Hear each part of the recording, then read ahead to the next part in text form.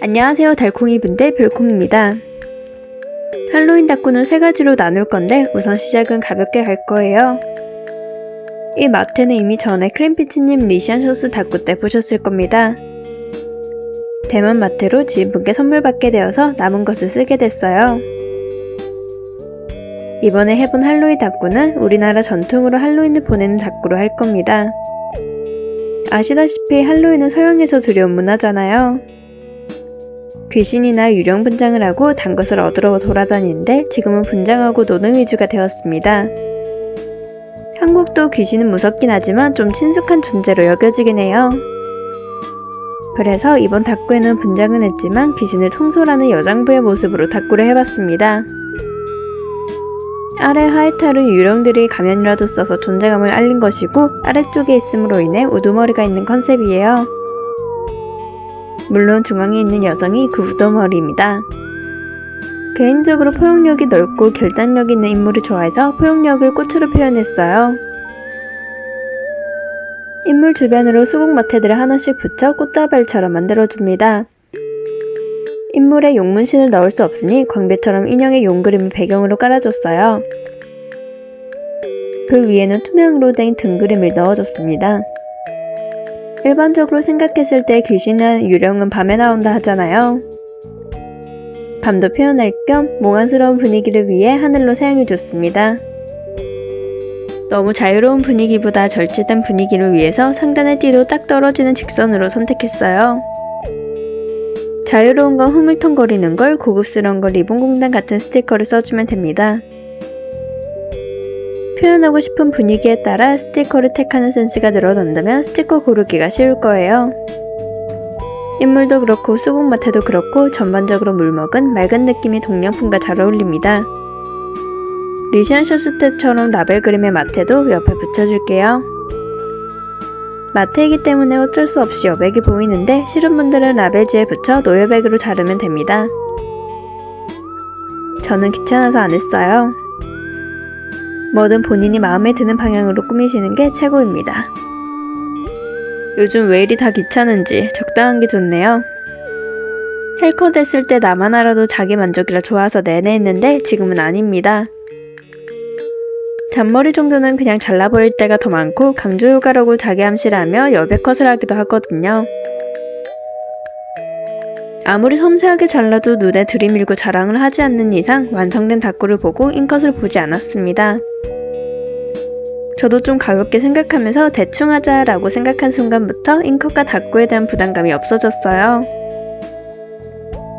정성 들여 꼼꼼히 하나 대충 하나 하는 사람은 저니까 결과물도 거기서 거기이긴 했습니다.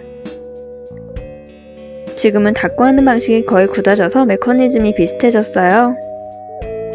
유튜브 촬영도 하게 되면서 점점 익숙해지도록 자리가 잡힌 것 같습니다. 라벨 스티커를 모두 붙였다면 하이탈 뒤로 수국 스티커를 또 붙여줬어요. 이렇게 쓰고 싶어서 일부러 2개를 남겨뒀습니다.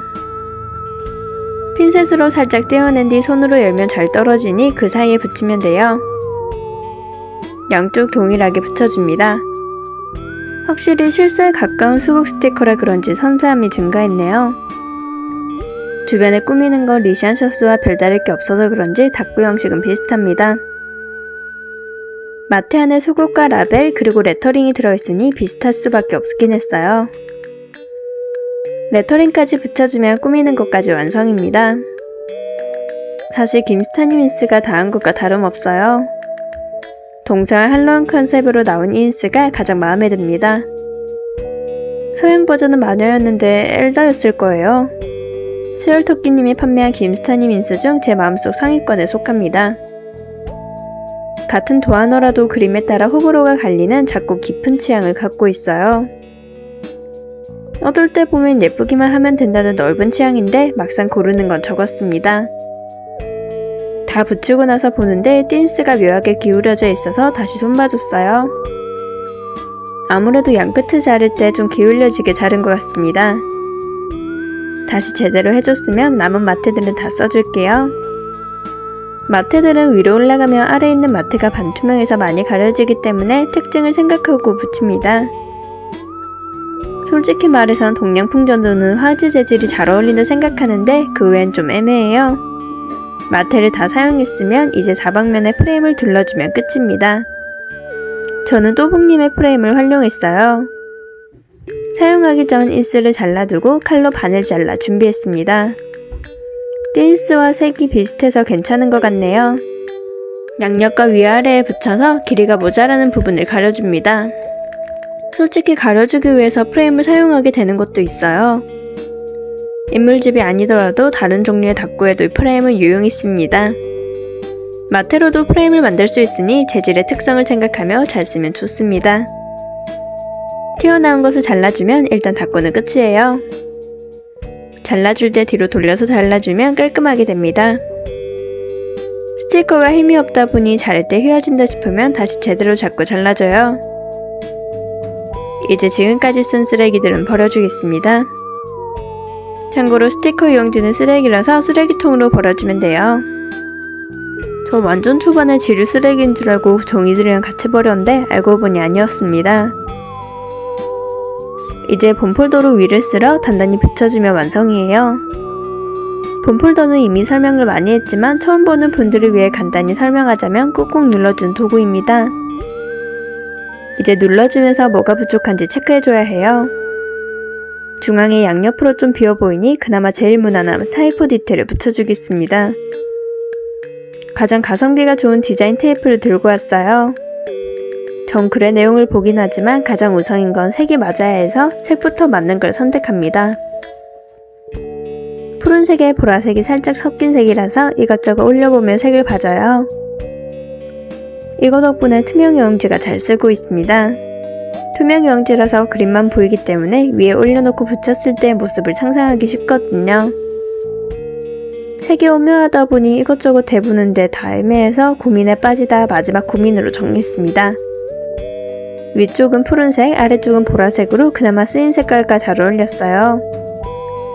사이후이는 죽은 뒤에 일을 그만둔다는 뜻인데 나름 잘 어울리는 문구로 볼 수 있을 겁니다.